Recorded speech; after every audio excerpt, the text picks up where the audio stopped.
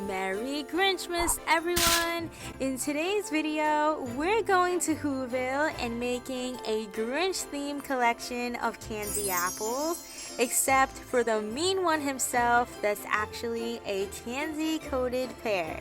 There's the infamous Grinch hand ornaments, Cindy Lou and Max, and the signature growing hard apple, as well as how to achieve each festive color of candy in green metallic, red metallic, and baby pink, plus printable toppers that are ready to download and decorate without any fancy equipment.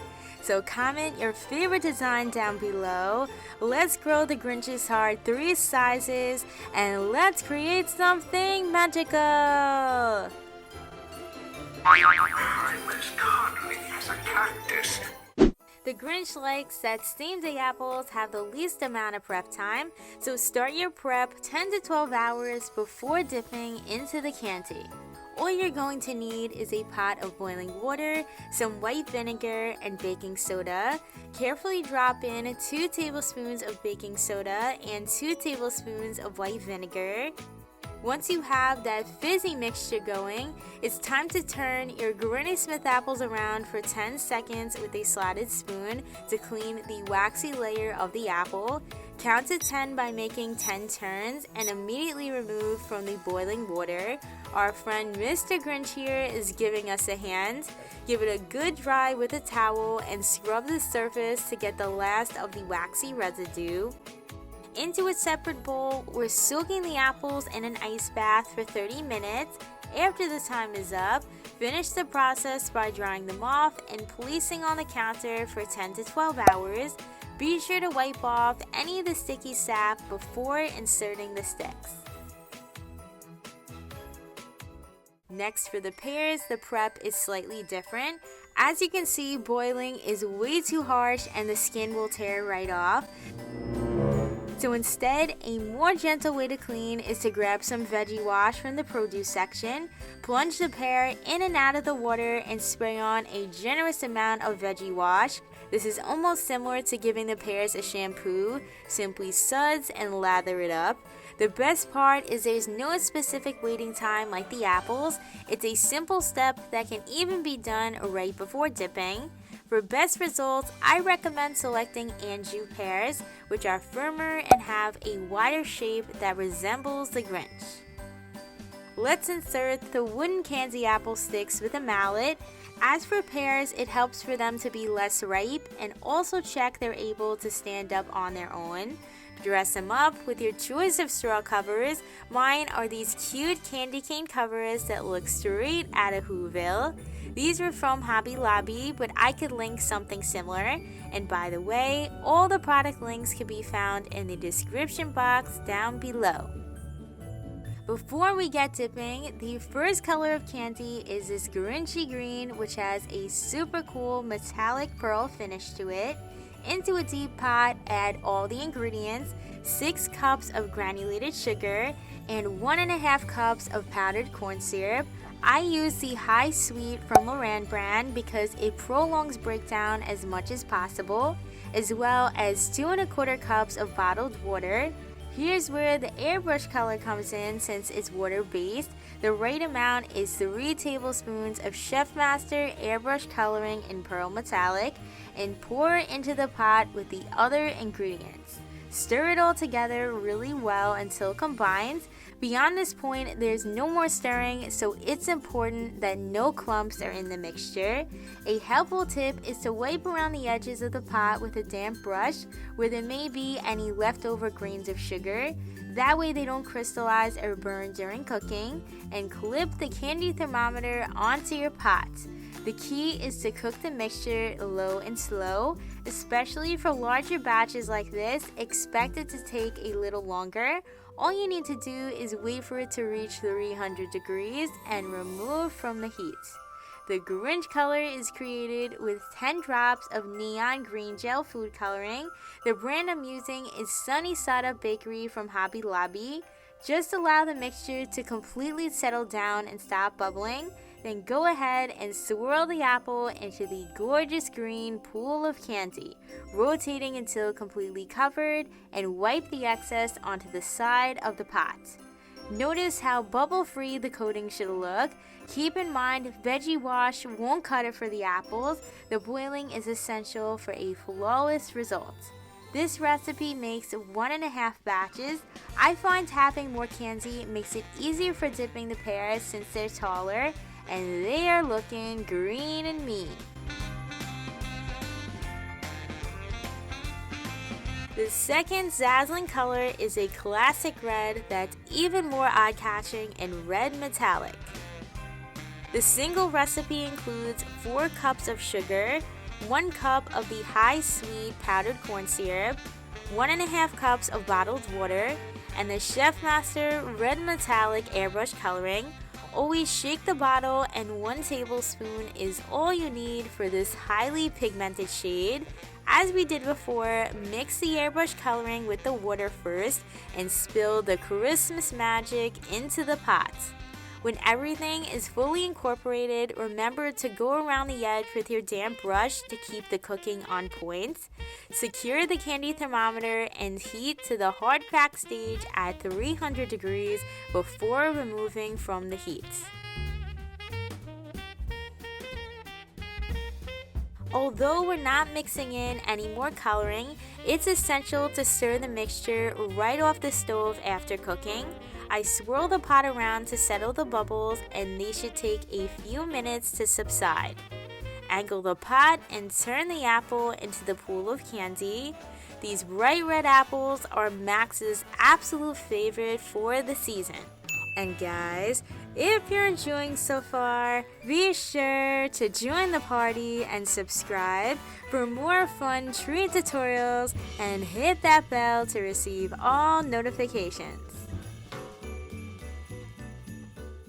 For the third mixture, I'm showing you how to achieve Cindy Lou's baby pink apples. This time, no color is going into the pot before cooking. Follow the exact recipe for a single batch without any coloring, which has the 1.5 cups of water without anything in it, and remove at 300 degrees. Continue coloring with 1 tablespoon of white gel coloring such as Chef Master, and 3 drops of the Sunny Side Up Bakery in the shade Deep Pink. Give it a good mix to get out all the streaks for a solid apple without any marbling, and Cindy Lou approves, being that it matches her dress perfectly. The reason I recommend High Sweet is not sponsored. It's truly a lifesaver for sensitive mixtures that break down faster, which is anything that contains white or airbrush colors. To preserve your creations, the proper aftercare is to store it in the fridge inside of candy apple boxes. And the fun part is the decorating. This collection of Grinch Toppers were designed by me and are now available on my Etsy shop. The files don't require a Cricut. I printed all the pages on a glossy paper at Staples for $7 and cut them out myself. The first design are these fabulous Grinch hand ornaments that are simple yet a showstopper. Transfer a red edible glitter to a shaker for best application to sprinkle directly onto the red metallic candy apple. The glitter should easily stick to the candy without any other products. I follow the same technique for this unique yet amazing green glitter over a green metallic candy apple. Shake, shake, shake until you reach your desired coverage. Take a mini Reese's cup for a realistic yet delicious ornament cap and use a Bismarck piping tip to cut out the center. Mine is the Ateco tip number 229. Sharpen the circle with a candy apple stick and transform into a gold ornament cap with a touch of gold luster dust. There's no need to cover with edible paint. Dry brushing will do the trick. Last but not least, slip the cap all the way down the stick of the red and green glittery apples and top it off with the Grinch hand toppers secured with a glue dot on the back to attach the stick. and the Grinch is ready to sneak through the fireplace and steal these ornaments off the tree. We can't forget the Grinch's growing hard apple. A trick to make it pop is to brush red edible glitter inside the cavity of the mold. The glitter clings really well to the silicone and enhances whatever medium you're molding. I pressed my red fondant over the glittery base into a cavity that was a nice size because we can't make his heart 2 sizes too small. Then finish by attaching onto the front of the apple with royal icing or chocolate. Next is Cindy Lou's apple that's pretty in pink. For the string of lights, I have a pearl shimmer fondant, and the handy tool to roll a defined string with the perfect thickness is an extruder. Load a portion of fondant by dropping into the extruder and turn the crank to make a long rope.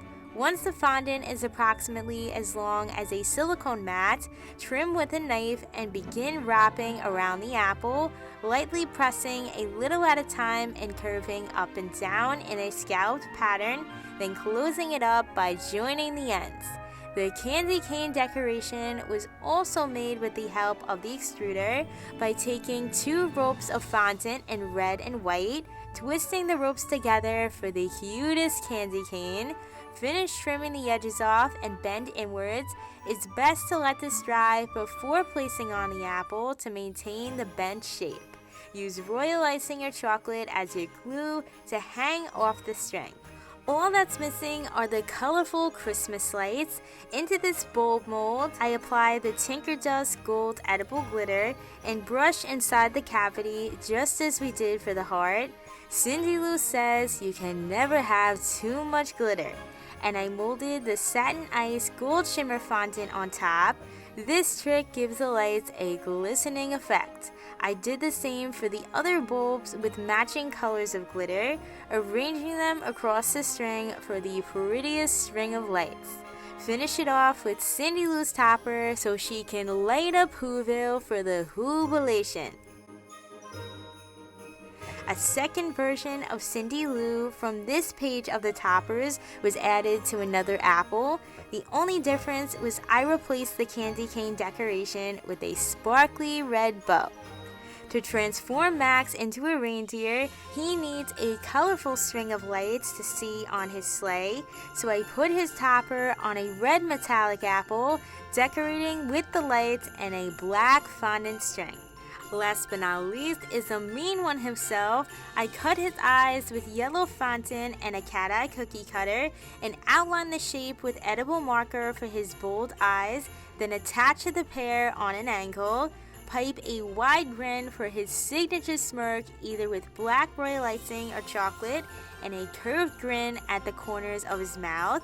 Also a short line along the center, and I have a black edible marker with a sharp tip to sketch a crescent shape as the pupils of his eyes. It's starting to look a lot like Mr. Grinch. All he needs are his jelly bean shaped nose and arched brows with a tipless piping bag for defined lines and individual textured strokes. Now the Grinch just got a little bit sweeter. I hope you guys enjoyed all of these Grinchmas themed candy apples. Give this video a thumbs up if you did, and tag me in your fabulous creations if you make them at home. Wishing a sweet holidays to you and your families. It's Christina here. Thank you so much for watching, and I'll see you in the next video.